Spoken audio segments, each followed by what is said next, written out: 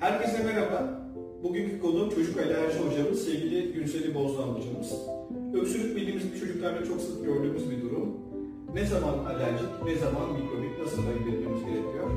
Eğer öksürük tekrarlıyorsa, uzun sürüyorsa, kuruysa, gece sabaha karşı artıyorsa, gün içinde de eforla artıyorsa bu öksürüğün alerjik olduğunu öngörmek daha doğru olur. Ama özellikle de anne ya da babada alerjik bir hastalık varsa bu öksürüğün alerjik olduğunu söylemek uygun olur. Ama mikrobik öksürükler çoğu zaman soğuk algınlığına bağlı hem ateş eşlik eden hem burun akıntısı olur. Burun akıntısı koyu yeşil renklidir ve gece aşırı